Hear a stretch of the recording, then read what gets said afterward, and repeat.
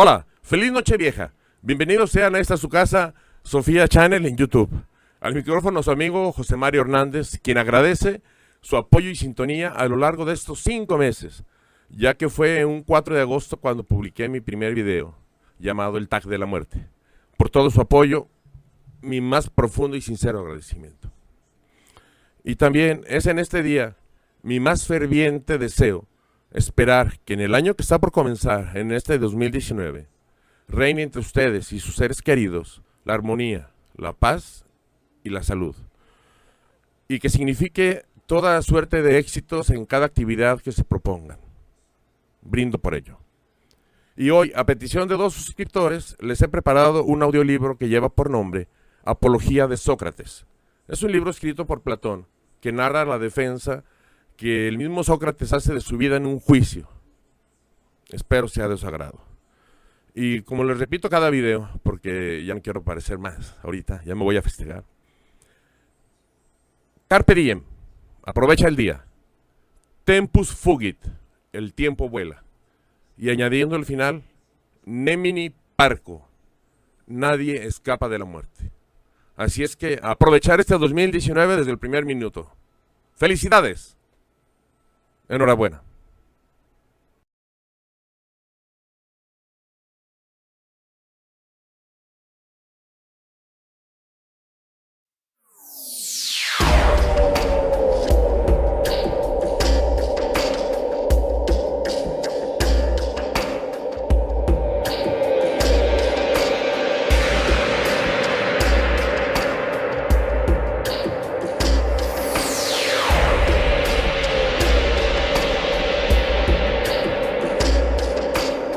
En esta figura, tomada de una copa de vino, se ve la imagen de Sócrates cuando acude frente al oráculo de Delfos.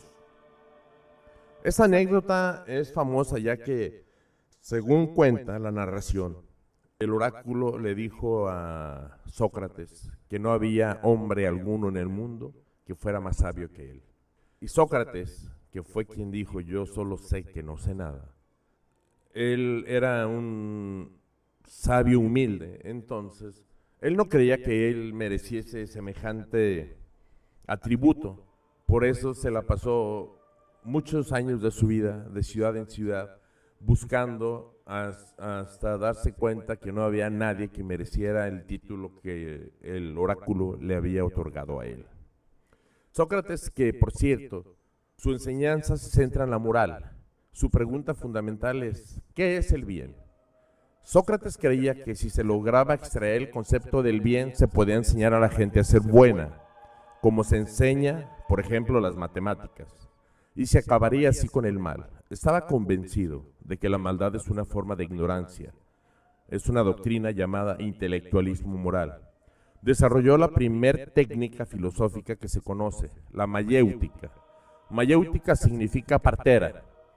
Y es que la madre de Sócrates era una partera, y él le puso este nombre a su disciplina filosófica, ya que él estaba convencido que a base de preguntas ayudaba a dar a luz a la verdad. Esta técnica, la mayéutica, consistía en preguntar y volver a preguntar sobre las respuestas obtenidas una y otra vez, profundizando cada vez más. Con ello pretendía llegar al logos, o a la razón final, que hacía que una cosa fuera esa cosa y no otra. Aquí vemos, sin hacerles spoiler, en lo que fundamenta Sócrates su defensa, en que él no era un sofista. Los sofistas eran aquellos filósofos que cobraban por sus enseñanzas, y él lo hacía gratuitamente. Otro de las penas por lo que lo juzgaban era por su falta de respeto a los dioses ancestrales, y basaba su defensa en que él respetaba a los dioses, y también la fundamentaba en que era un hombre ejemplar, ya que él peleó por Atenas en 3 ocasiones, todas las batallas libradas en la guerra del Peloponeso, donde terminaron perdiendo frente a Esparta. Además, Sócrates fue un senador honesto durante su vida civil.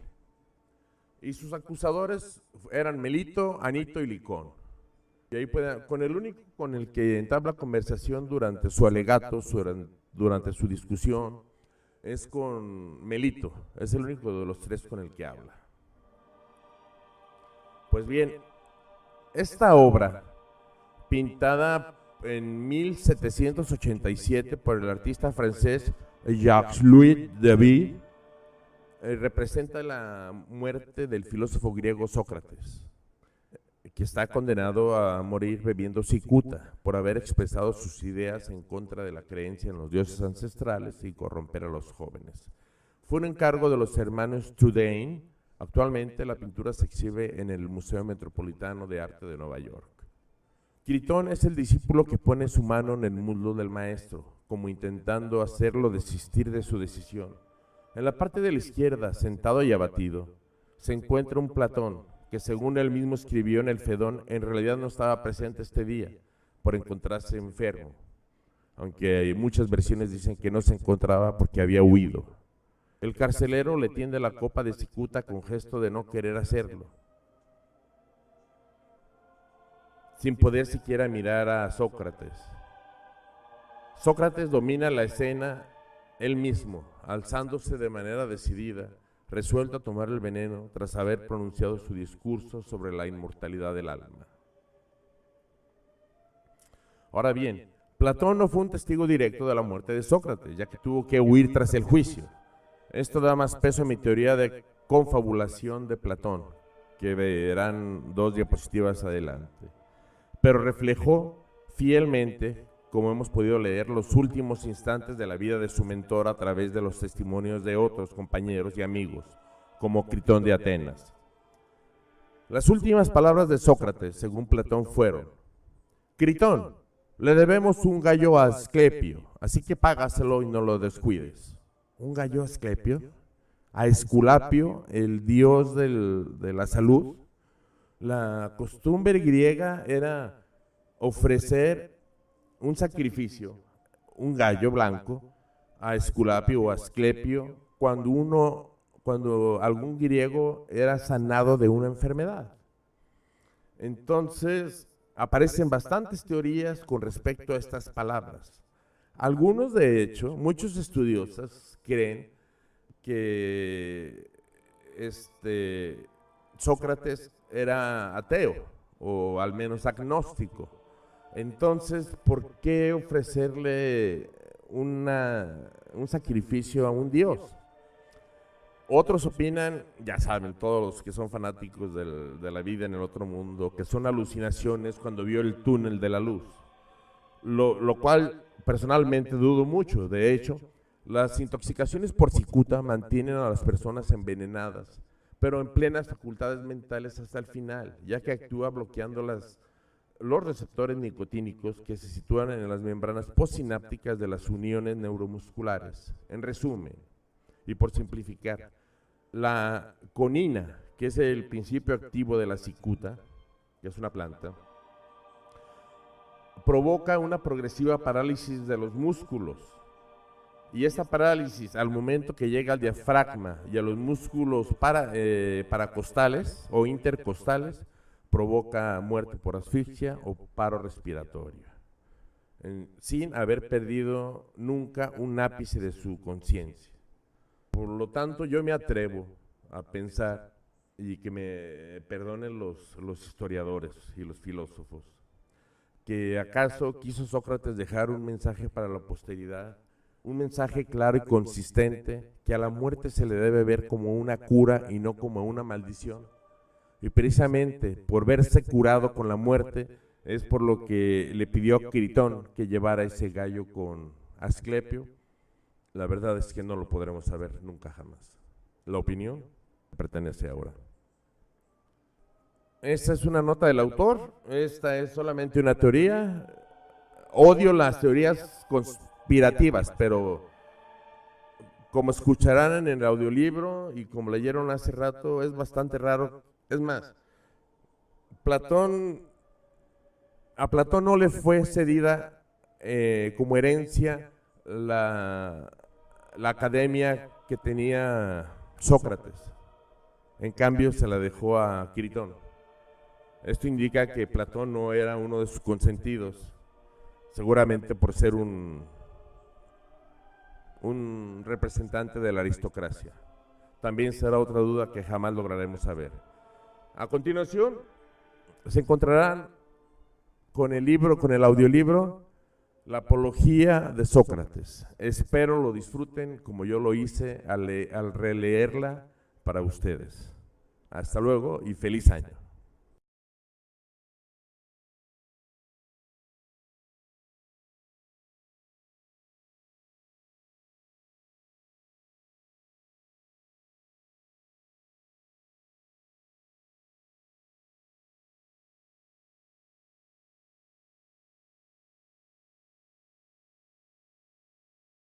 Apología de Sócrates. Yo no sé, atenienses, la impresión que habrá hecho en vosotros el discurso de mis acusadores. Con respecto a mí, confieso que me he desconocido a mí mismo. Tan persuasiva ha sido su manera de decir. Sin embargo, puedo asegurarlo, no han dicho una sola palabra que sea verdad. Pero de todas sus calumnias, la que más me ha sorprendido es la prevención que os han hecho que estéis muy en guardia para no ser seducidos por mi elocuencia. Porque el no haber temido el mentis vergonzoso que yo les voy a dar en este momento, haciendo ver que no soy elocuente, es el colmo de la imprudencia. A menos que no me llamen elocuente al que dice la verdad. Si es esto lo que pretenden, confieso que soy un gran orador, pero no lo soy a su manera, porque, repito, no han dicho ni una sola palabra verdadera, y vosotros vais a saber por mi boca la pura verdad. No, por Júpiter. En una arenga vestida de sustancias brillantes y palabras escogidas, como son los discursos de mis acusadores, sino en un lenguaje sencillo y espontáneo, porque descanso en la confianza de que digo la verdad, y ninguno de vosotros debe esperar otra cosa de mí. No sería propio de mi edad esperar otra cosa. Venir, atenienses, ante vosotros como un joven que hubiese preparado un discurso.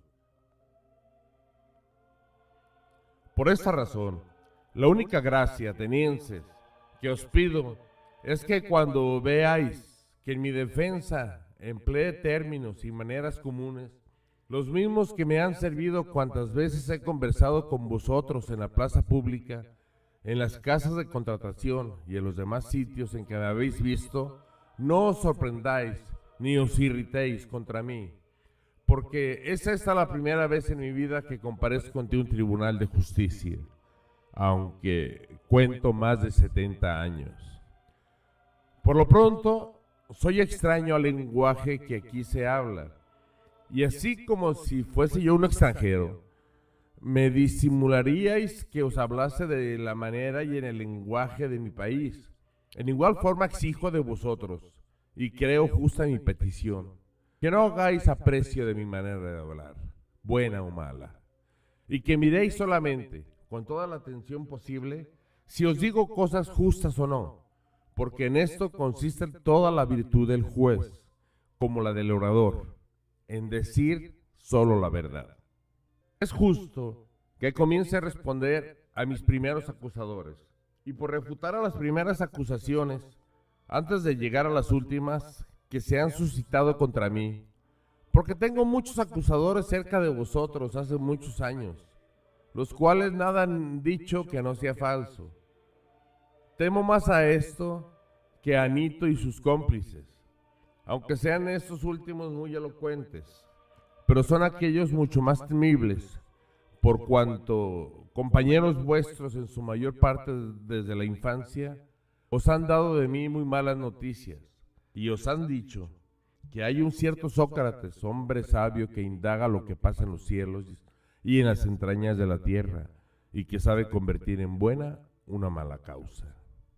Lo que han sembrado sus falsos rumores son mis más peligrosos acusadores, porque prestándoles oídos, llegan los demás a persuadirse de que los hombres que se consagran a tales indagaciones no creen en la existencia de los dioses, Por otra parte, estos acusadores son en gran número y hace mucho tiempo que están metidos en esta trama. Os han prevenido contra mí en una edad que ordinariamente es muy crédula, porque erais niños, la mayor parte, o muy jóvenes, cuando me acusaban ante vosotros en plena libertad, sin que al acusado les contradijese. Y lo más injusto es que no me es permitido conocer ni nombrar a mis acusadores, a excepción de un cierto autor de comedias. Todos aquellos que por envidia o por malicia os han inoculado todas estas falsedades, y los que, persuadidos ellos mismos, han persuadido a otros, quedan ocultos sin que pueda yo llamarlos ante vosotros ni refutarlos. Y por consiguiente, para defenderme es preciso que yo me bata, como suele decirse, con una sombra, y que ataque y que me defienda sin que ningún adversario aparezca. Considerad, atenienses, y yo tengo que habérmelas con dos suertes de acusadores, como os he dicho. Los que me están acusando ha mucho tiempo, y los que ahora me citan ante el tribunal, y creedme, os lo suplico, es preciso que yo responda por lo pronto a los primeros, porque son los primeros a quienes habéis oído, y han producido en vosotros más profunda impresión. Pues bien, atenienses, es preciso defenderse y arrancar de vuestro espíritu en tan corto espacio de tiempo una calumnia envejecida y que ha echado en vosotros profundas raíces. Desearía con todo mi corazón que fuese en ventaja vuestra y mía, y que mi apología pudiese servir para mi justificación, pero yo sé cuán difícil es esto. Sin que en este punto pueda ser mi ilusión, venga lo que los dioses quieran, es preciso obedecer a la ley y defenderse. Remontémonos pues al primer origen de la acusación, sobre lo que he sido tan desacreditado y que ha dado a Melito confianza para arrastrarme ante el tribunal. ¿Qué decían mis primeros acusadores? Porque es preciso presentar en forma su acusación, como si apareciese escrita y con los juramentos recibidos.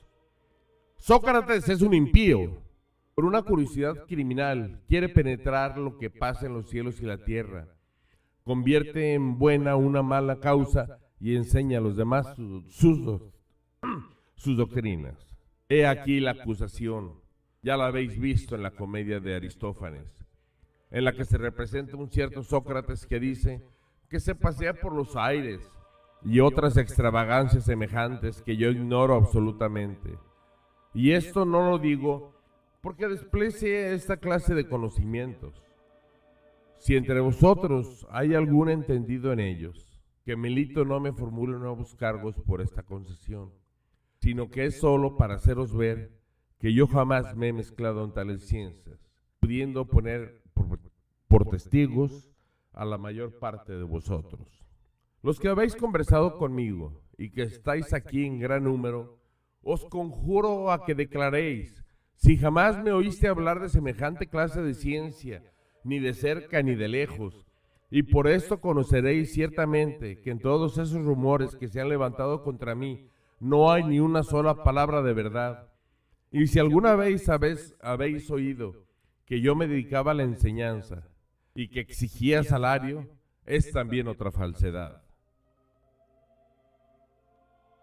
No es porque no tenga por muy bueno el poder instruir a los hombres, como hacen Gorgias de Leoncio, Pródico de Zeus e Hipias de Elea. Estos grandes personajes tienen el maravilloso talento, donde quiera que vayan, de persuadir a jóvenes a que se unan a ellos y abandonen a sus conciudadanos, cuando podrían estos ser sus maestros sin costarles un solo óbolo. Y no solo les pagaban la enseñanza, sino que contraen con ellos una deuda de agradecimiento infinito. He oído decir que vino aquí un hombre de Paros, que es muy hábil, porque habiéndome hallado uno de estos días en casa de Calias, hijo de Hipónico, hombre que gasta más con los sofistas que todos los ciudadanos juntos, me dio ganas de decirle: hablando de sus 2 hijos, Calias, si tuviese por hijos 2 potros o 2 terneros, ¿no trataríamos de ponerles al cuidado de un hombre entendido, a quien pagásemos bien para hacerlos tan buenos y hermosos cuanto pudieran serlo, y les diera todas las buenas cualidades que deberían tener? Y este hombre entendido no debería ser un buen picador y un buen labrador. Y puesto que tú tienes por hijos hombres, ¿qué maestro has resuelto darles? ¿Qué hombres conocemos que sea capaz de dar lecciones sobre los deberes del hombre y del ciudadano? Porque no dudo que hayas pensado en esto desde el acto que has tenido hijos. ¿Y conoces alguno? Sí, me respondió Calias. ¿Quién es?, le repliqué. ¿De dónde es y cuánto lleva? Es ébeno, Sócrates, me dijo. Es de Paros y lleva 5 minas. Para lo sucesivo tendré a ébano por muy dichoso, si es cierto que tiene ese talento y puede comunicarlo a los demás. Por lo que a mí toca, atenienses, me llenaría de orgullo y me tendría por afortunado si tuviese esta cualidad, pero desgraciadamente no la tengo. Algunos de vosotros me dirá quizás, pero Sócrates, ¿qué es lo que haces? ¿De dónde nacen estas calumnias que se han propalado contra ti? ¿Por qué, si te has limitado a hacer lo mismo que hacen los demás ciudadanos, jamás debieron esparcirse tales rumores? Dinos, pues, el hecho de verdad para que no formemos un juicio temerario. Esta objeción me parece justa. Voy a explicaros lo que tanto me ha desacreditado y ha hecho mi nombre tan famoso. Escuchadme, pues. Quizá alguno de entre vosotros creerán que yo no hablo seriamente, pero estad persuadidos de que no os diré más que la verdad. La reputación que yo haya podido adquirir no tiene otro origen que una cierta sabiduría que existe en mí. ¿Cuál es esta sabiduría? Quizás es una sabiduría puramente humana y corro el riesgo de no ser en otro concepto sabio, al paso que los hombres de que acabo de hablaros son sabios de una sabiduría mucho más que humana. Nada tengo que deciros de esta última sabiduría, porque no la conozco. Y todo lo que me la imputan, mienten y solo intentan calumniarme. No os incomodéis, atenienses, si al parecer os hablo de mí mismo demasiado ventajosamente. Nada diré que proceda de mí, sino que lo testiguaré con una autoridad digna de confianza.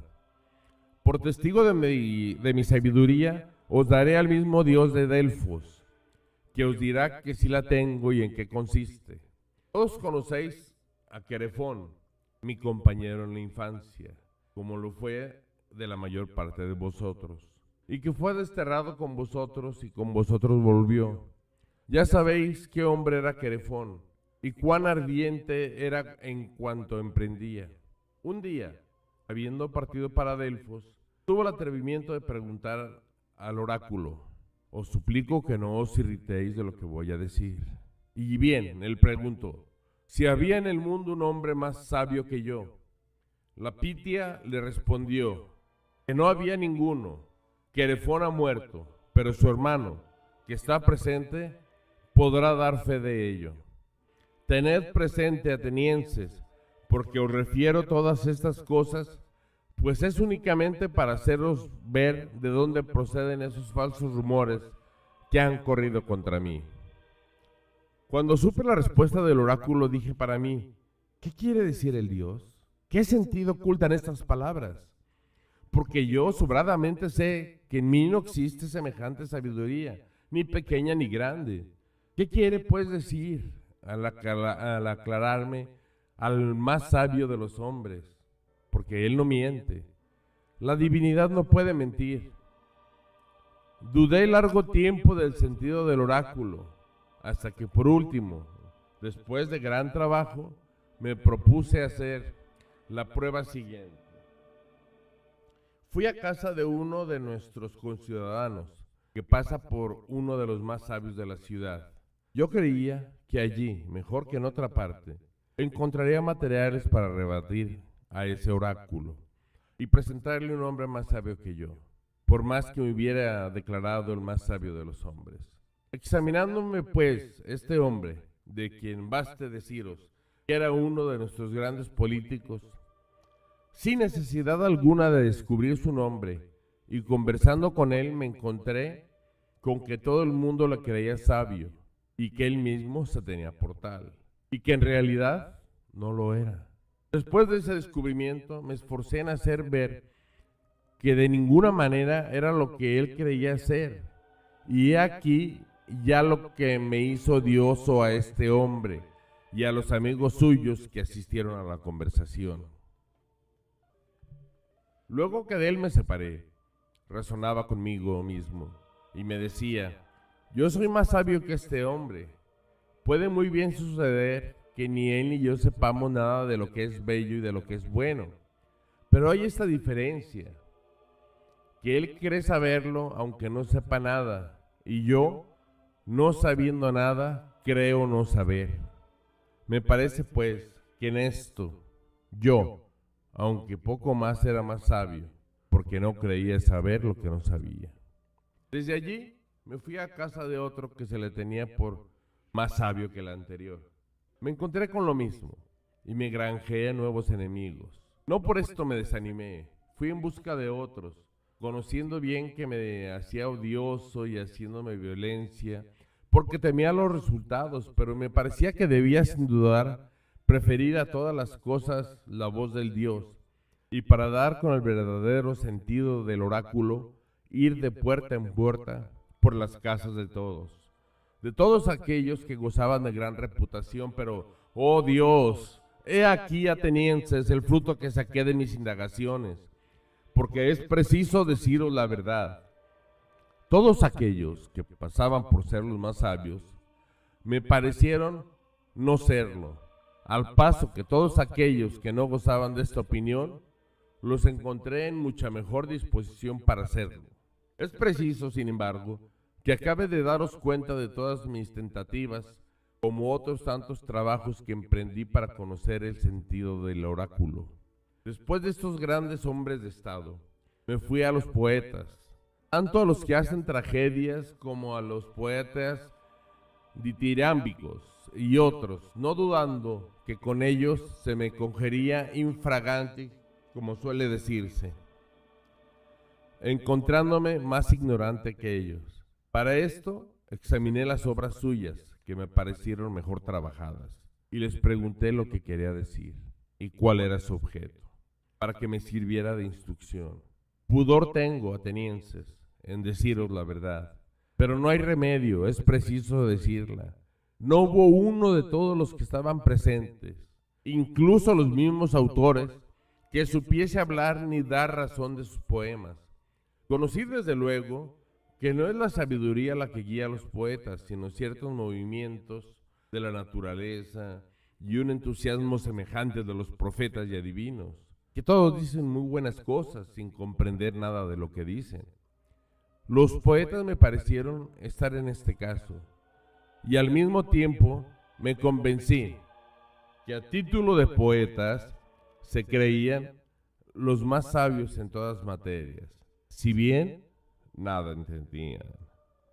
Les dejé, pues, persuadido que yo era superior a ellos, por la misma razón que le había sido respecto a los hombres políticos.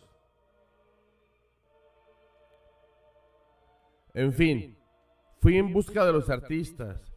Estaba bien convencido de que yo nada entendía de su profesión, que los encontraría muy capaces de hacer muy buenas cosas, y en esto no podía engañarme. Sabían cosas que yo ignoraba, y en eso eran ellos más sabios que yo. Pero, atenienses, los más entendidos entre ellos me parecieron incurrir en el mismo defecto de los poetas, porque no hallé uno que a título de ser buen artista no se creyese muy capaz y muy instruido en las más grandes cosas. Y esta extravagancia quitaba todo el mérito a su habilidad. Me pregunté pues a mí mismo, como si hablara por el oráculo, si querría más ser tal como soy sin la habilidad de estas gentes, e igualmente sin su ignorancia, o bien tener la una y la otra y ser como ellos. Y me respondí a mí mismo y al oráculo, que era mejor para mí ser como soy. De esta indagación, atenienses, han nacido contra mí todos estos odios y estas enemistades peligrosas que han producido todas las calumnias que sabéis y que me han hecho adquirir el nombre de sabio. Porque todos los que me escuchan creen que yo sé todas las cosas sobre las que descubro la ignorancia de los demás. Me parece, atenienses, que solo Dios es el verdadero sabio y que esto ha querido decir por su oráculo, haciendo entender que toda la sabiduría humana no es gran cosa, o por mejor decir que no es nada. Y si el oráculo ha nombrado a Sócrates, sin duda se ha valido de mi nombre como un ejemplo, y como si dijese a todos los hombres, el más sabio entre vosotros es aquel que reconocen como Sócrates, que su sabiduría no es nada. Convencido de esta verdad, y para asegurarme más, obedecer al Dios, continué mis indagaciones, no solo entre nuestros conciudadanos, sino entre los extranjeros, para ver si encontraba algún verdadero sabio. Y no habiendo encontrado tampoco, sirvo de intérprete al oráculo, haciendo ver a todo el mundo que ninguno es sabio. Esto me preocupa tanto, que no tengo tiempo para dedicarme al servicio de la República, ni al cuidado de mis cosas. Y vivo en una gran pobreza a causa de este culto que rindo a Dios.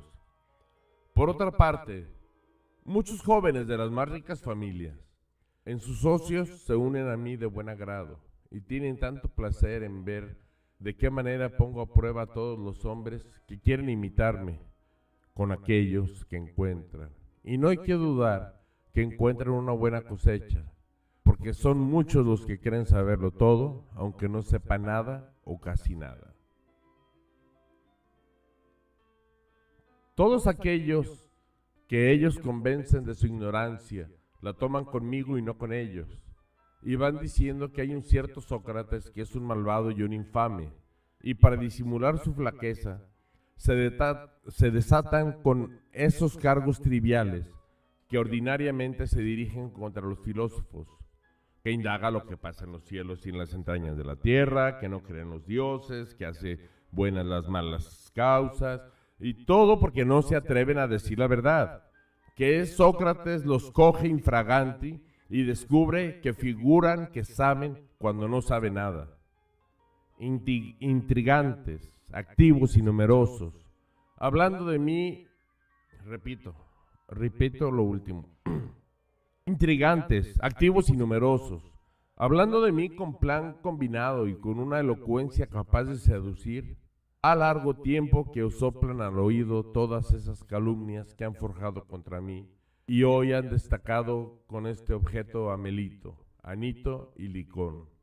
Melito representa a los poetas, Anito a los políticos y artistas, y Licón a los oradores. Esta es la razón, porque como os dije al principio, tendría por un gran milagro si en tan poco tiempo pudiese destruir una calumnia que ha tenido tanto tiempo para echar raíces y fortificarse. Por poco que quiera vivir, sea solo siempre. Pausa a los, ahorita te digo por dónde, como a los 50. Ella es la que se me ha opuesto siempre, cuando he querido mezclarme en los negocios de la República, y ha tenido razón, porque a largo tiempo, creedme, atenienses, que yo no existiría si me hubiera mezclado en los negocios públicos, y no hubiera podido hacer las cosas que he hecho en beneficio vuestro y el mío. No os enfadéis, os lo suplico, si no os oculto nada. Todo hombre que quiera oponerse franca y generosamente a todo un pueblo, sea el vuestro o cualquier otro, y que se empeñe en evitar que se cometen iniquidades en la República, no lo hará jamás impunemente. Es preciso, de toda necesidad, que el que quiera combatir por la justicia, por poco que quiera vivir, sea solo simple particular y no hombre público.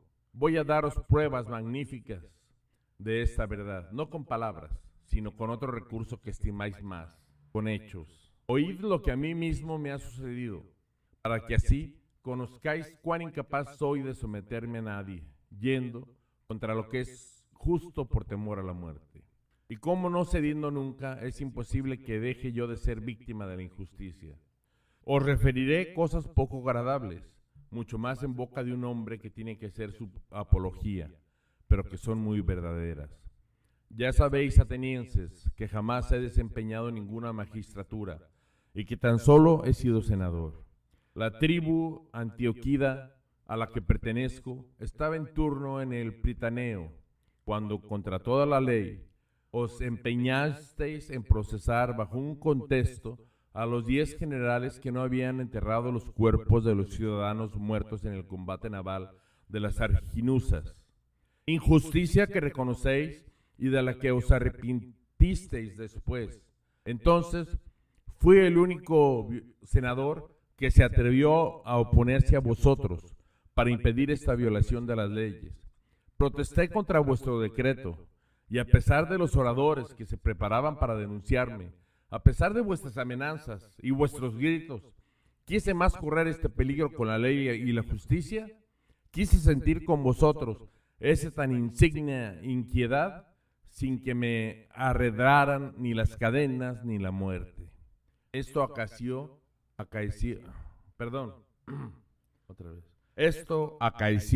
cuando la ciudad era gobernada por el pueblo. Pero después que se estableció la oligarquía, habiéndonos mandado los 30 tiranos a otros 4 y a mí, a Tolos, nos dieron la orden de conducir desde Salamina a León el Salaminiano para hacerle morir. Porque daban estas órdenes a muchas personas para comprometer al mayor número de ciudadanos posible en sus inquietudes. Y entonces yo hice ver, no con palabras, sino con hechos, que la muerte a mis ojos era nada.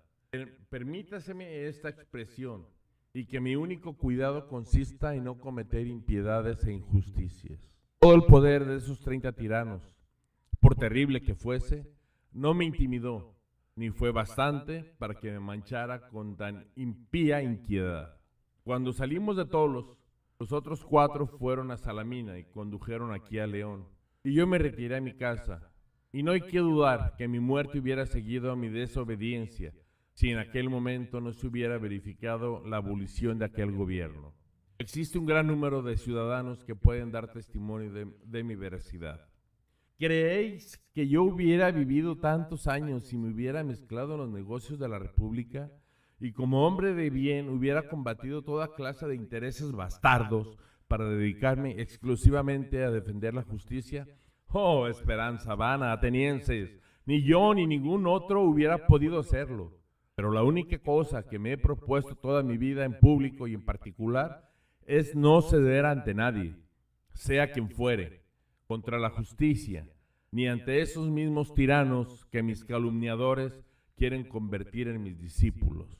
Jamás he tenido por oficio el enseñar, y si ha habido algunos jóvenes o ancianos que han tenido deseo de verme a la obra y oír mis conversaciones, no les he negado esa satisfacción, porque como no es mercenario mi oficio, no rehúso el hablar, aun cuando con nada se me retribuye, y estoy dispuesto siempre a espontanearme con ricos y pobres, dándoles toda anchura para que me pregunten, y si lo prefieren, para que me respondan a las cuestiones que yo suscite. Y si entre ellos hay algunos que se han hecho hombres de bien o pícaros, no hay que alabarme ni reprenderme por ello, porque no soy yo la causa, puesto que jamás he prometido enseñarles nada, y de hecho nada les he enseñado. Y si alguno se alaba de haber recibido lecciones privadas o oído de mí cosas distintas de las que digo públicamente a todo el mundo, estad persuadidos de que no dice la verdad. Ya sabéis, atenienses, porque la mayor parte de las gentes gustan escucharme y conversar detenidamente conmigo. Os he dicho la verdad pura, y es porque tienen singular placer en combatir con gentes que se tienen por sabias y que no lo son. Combates que no son desagradables para los que lo dirigen. Como os dije antes, es el Dios mismo el que me ha dado esta orden, por medio de oráculos, por sueños y por todos los demás medios de la divinidad, de la que puede valerse, a saber, de los hombres a su voluntad. Si lo que digo no fuera cierto, os sería fácil convencerse de ello, porque si yo corrompía a los jóvenes, y de hecho estuviesen ya corrompidos, sería preciso que los más avanzados en edad, y que saben en conciencia que les he dado perniciosos consejos en su juventud, se levantasen contra mí y me hiciesen castigar. Y si no querían hacerlo, sería un deber de sus parientes, como sus padres, sus hermanos, sus tíos, venir a pedir venganza contra el corruptor de sus hijos, de sus sobrinos o de sus hermanos.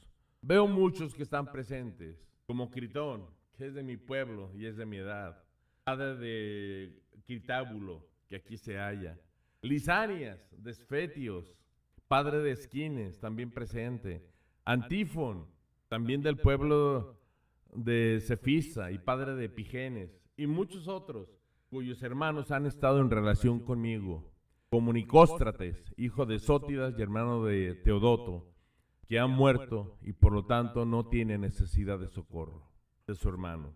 Veo también a Parales, hijo de Demódoco y hermano de Teages, a Diamanto, hijo de Aristón, con su hermano Platón, que tenéis delante, Artódoro, hermano de Apolodoro, y muchos más, entre los cuales está obligado Melito a tomar por lo menos uno o dos para testigos de su causa. Si no ha pasado o no ha pensado en ello, aún es tiempo. Yo le permito hacerlo. Que diga, pues, si puede. Pero no puede, atenienses. Veréis que todos están dispuestos a defenderme. A mí, que he corrompido y perdido enteramente a sus hijos y hermanos, si hemos de creer a Melito y a Anito. No quiero hacer valer la protección de los que he corrompido, porque podría tener sus razones para defenderme. Pero sus padres, que no he seducido, y para que quienes tienen ya cierta edad, ¿qué otra razón pueden tener para protegerme más que mi derecho y mi inocencia? ¿No saben que Melito es un hombre engañoso y que yo no digo más que la verdad? He aquí, atenienses, las razones de que puedo valerme para mi defensa. Las demás, que paso en silencio, son de la misma naturaleza. Pero quizá habrá alguno entre vosotros que, acordándose de haber estado en el puesto en que yo me hallo, se irritara contra mí, porque peligros muchos menores los ha conjurado, suplicando a sus jueces con lágrimas, y para excitar más la compasión, haciendo venir aquí sus hijos, sus parientes y amigos, mientras que yo no he querido recurrir a semejante aparato, a pesar de las señales que se advierten de que corro el mayor de los peligros. Quizá, presentándose a su espíritu esta diferencia, les agriará contra mí, y dado en tal situación su voto, lo darán con indignación.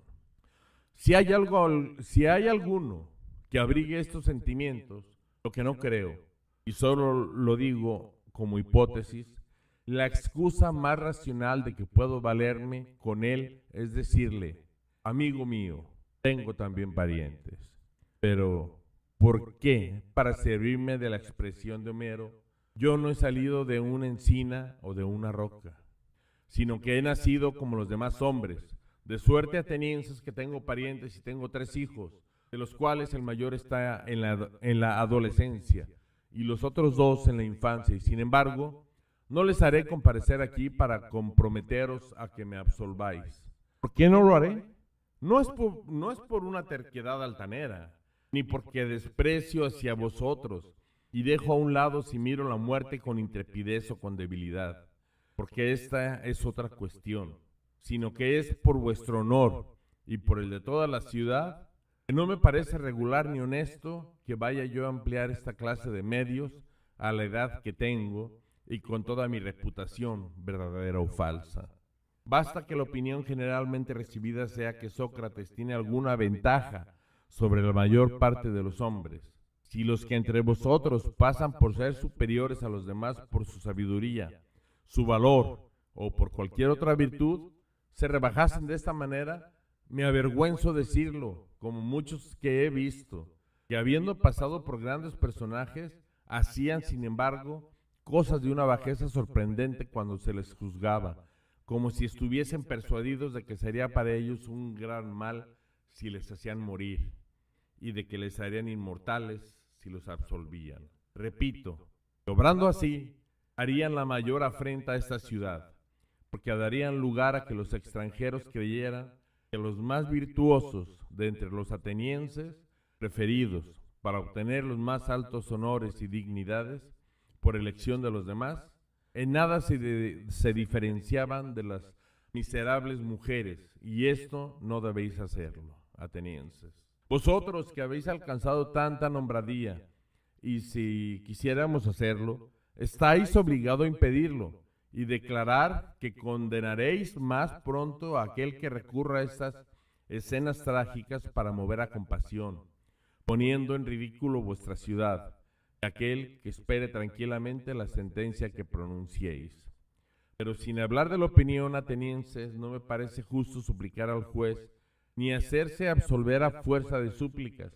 Es preciso persuadirle y convencerle, porque el juez no está sentado en su silla para complacer violando la ley, sino para hacer justicia obedeciéndola.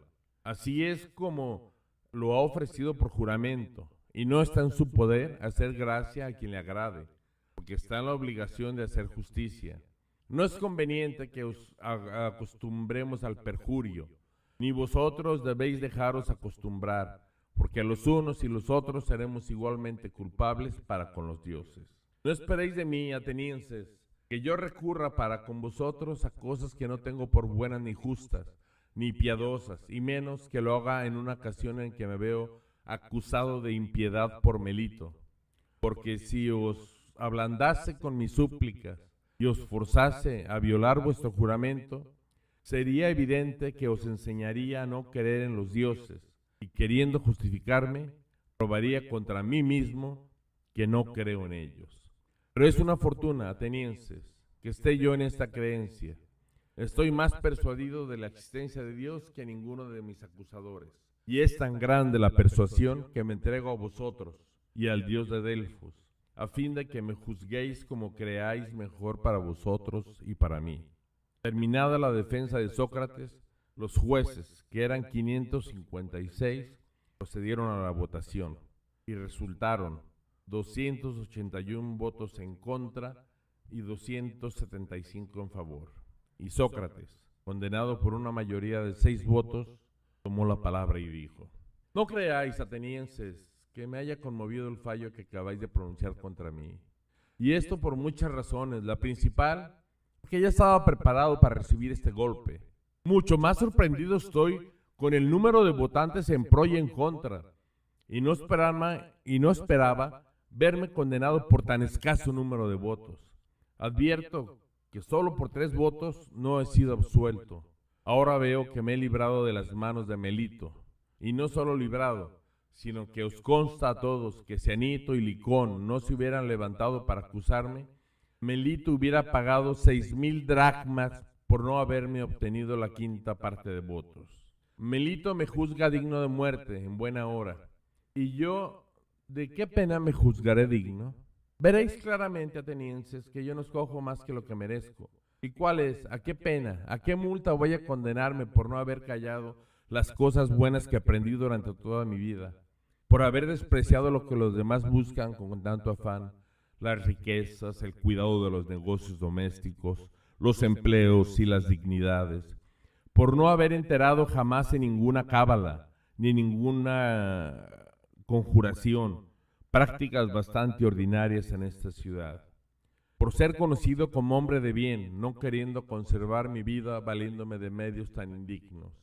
Por otra parte, sabéis que he querido tomar ninguna profesión en la que pudiera trabajar al mismo tiempo en provecho vuestro y en el mío, y que mi único objeto ha sido procuraros a cada uno de vosotros, en particular el mayor de todos los bienes, persuadiéndoos a que os atendáis a las cosas que os pertenecen antes que al cuidado de vosotros mismos, para seros más sabios y más perfectos.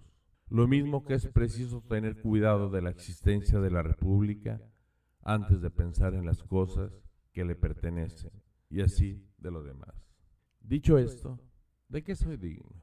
De un gran bien, sin duda, atenienses. Si proporcionáis verdaderamente la recompensa al mérito, de un gran bien que pueda convenir a un hombre tal como yo.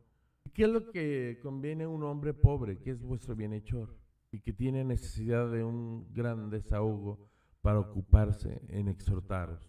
Nada le conviene tanto, atenienses, como el ser alimentado en el Pritaneo. Y esto le es más debido que a los que entre vosotros han ganado el premio en las corridas de caballos y carros en los Juegos Olímpicos. Porque estos con sus victorias hacen que aparezcamos felices, y yo os hago no en la apariencia, sino en la realidad. Por otra parte, esto no tiene necesidad de socorro, y yo la tengo. Si en justicia es preciso adjudicarme una recompensa digna de mí, esta es la que merezco, el ser alimentado en el Pritaneo.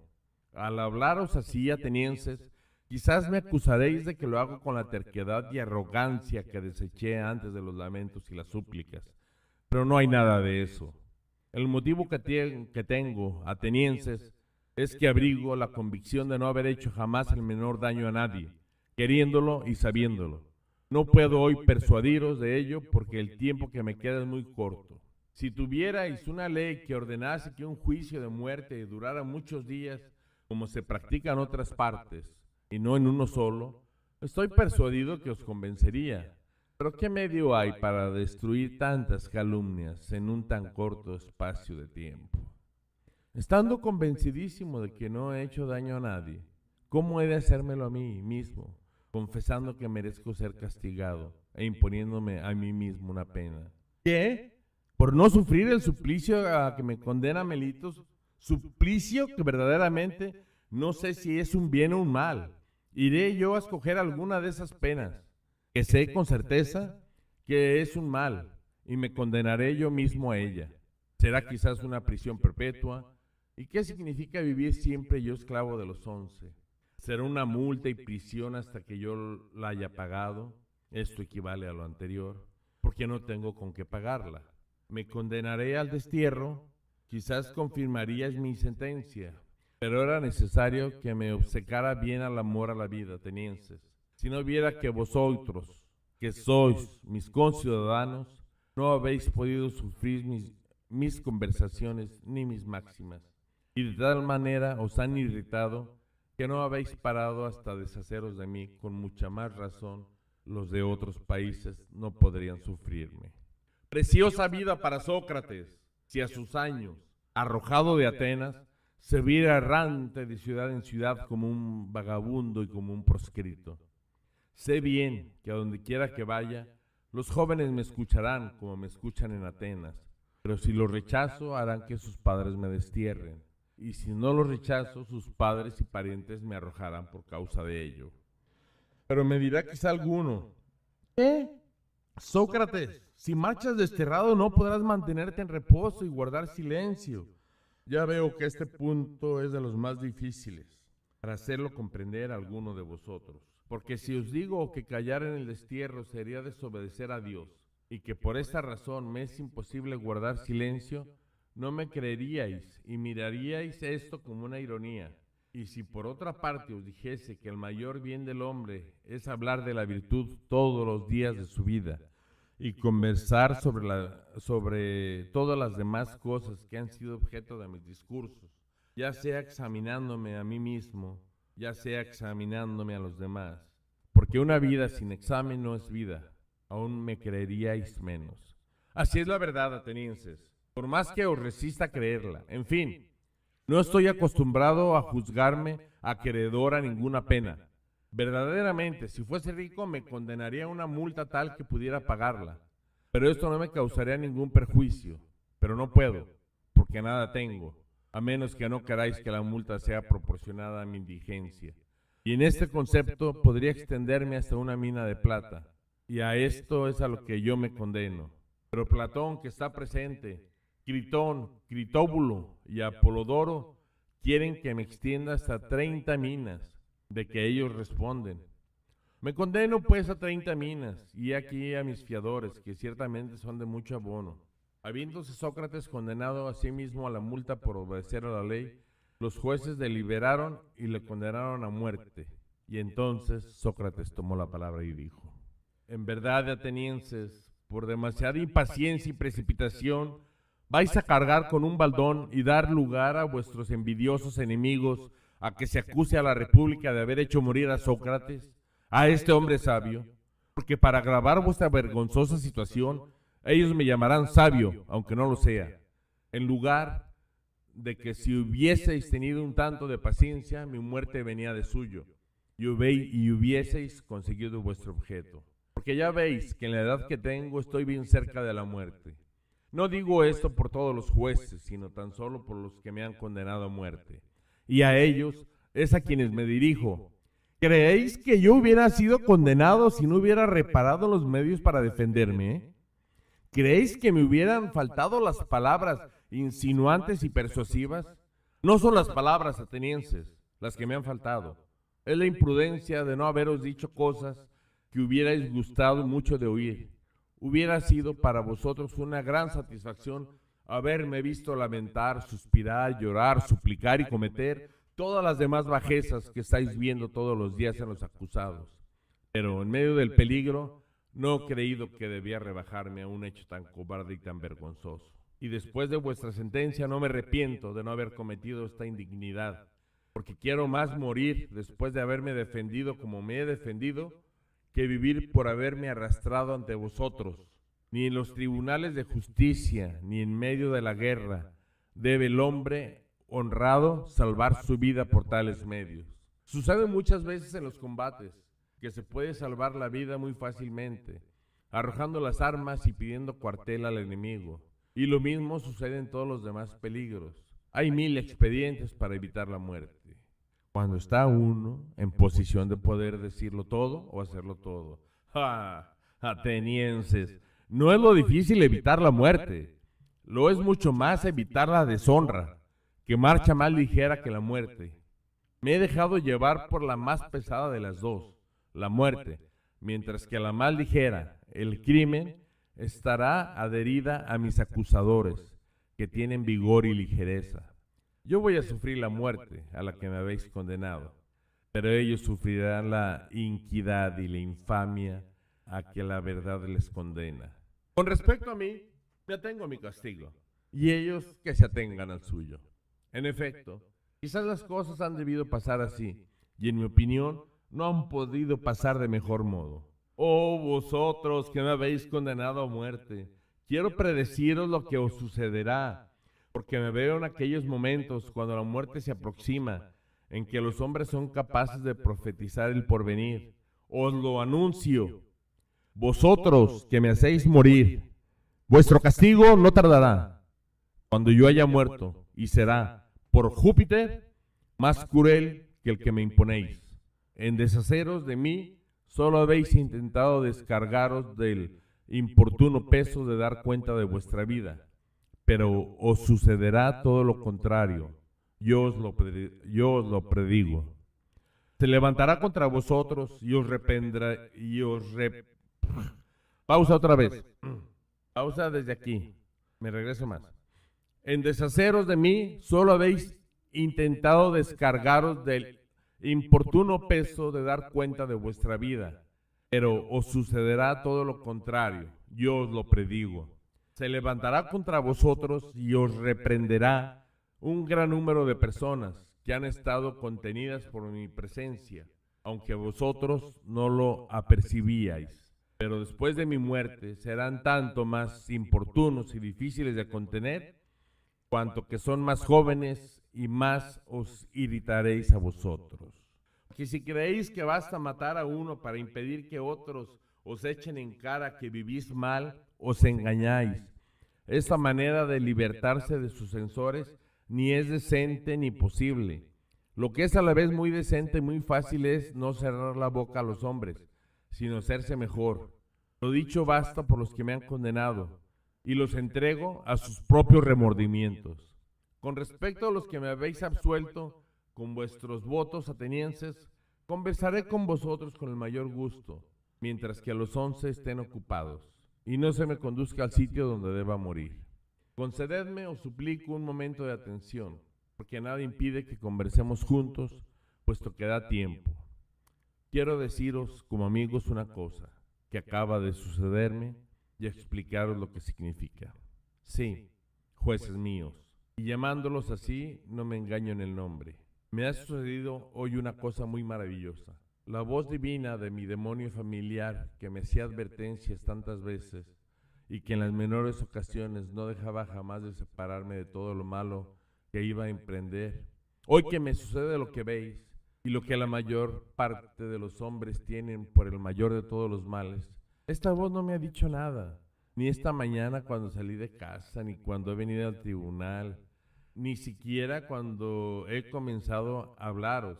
Sin embargo, me ha sucedido muchas veces que me han interrumpido en medio de mis discursos y hoy a nada se ha opuesto, haya dicho o hecho yo lo que quisiera.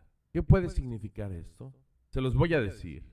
Es que hay trazas de lo que me sucede, es un gran bien, y nos engañamos todos sin duda. Si creemos que la muerte es un mal, una prueba evidente de ello es que si yo hubiese de realizar hoy algún bien, el Dios no hubiera dejado de advertírmelo como acostumbra.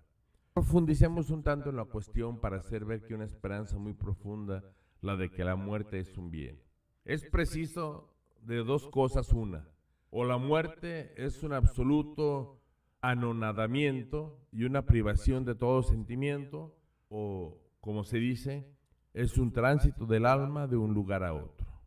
Si la privación de todo sentimiento, una dormida pacífica que no es turbada por ningún sueño, ¿qué mayor ventaja puede presentar la muerte?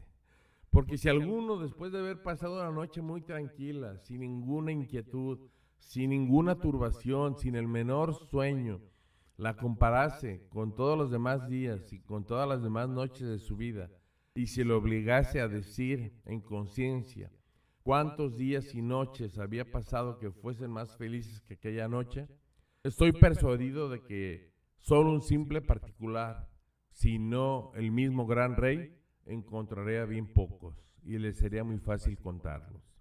Si la muerte es una cosa semejante, la llamo con razón un bien, porque entonces el tiempo todo entero no es más que una larga noche. Pero si la muerte es un tránsito de un lugar a otro, y si, según se dice, allá abajo está el paradero de todos los que han vivido, ¿qué mayor bien se pueden imaginar, jueces míos?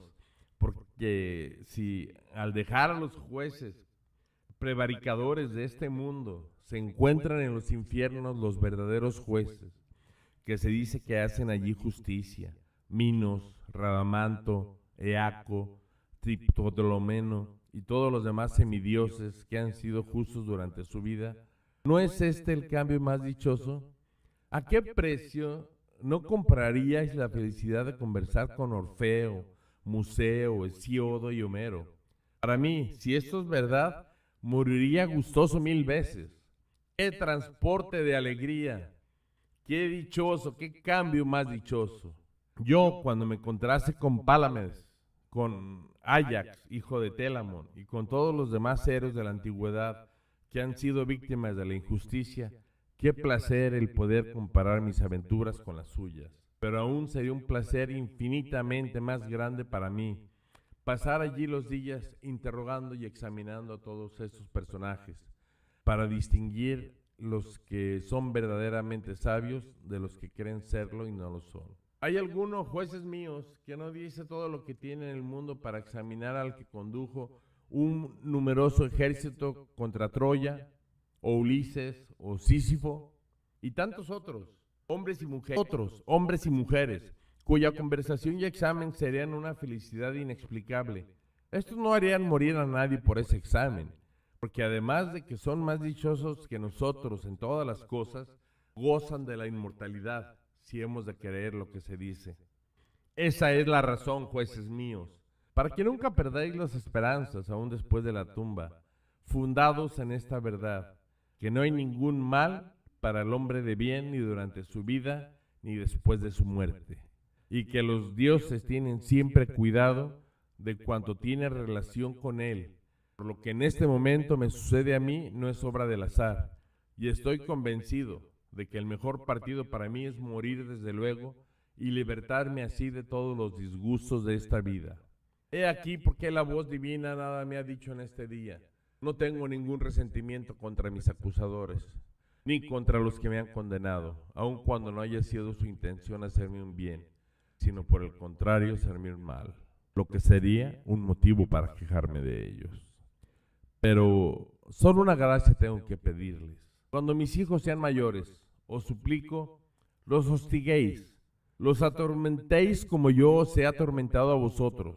Si veis que prefieren las riquezas a la virtud y que se creen algo cuando no son nada, si no se aplican a lo que deben de aplicarse y creen ser lo que no son, porque así es como yo he obrado con vosotros. Si me concedéis esta gracia, lo mismo yo que mis hijos, no podremos menos de alabar vuestra justicia. Pues ya es tiempo de que nos retiremos de aquí, yo para morir, vosotros para vivir. Entre vosotros y yo, quien lleva la mejor parte, esto es lo que nadie sabe, excepto Dios.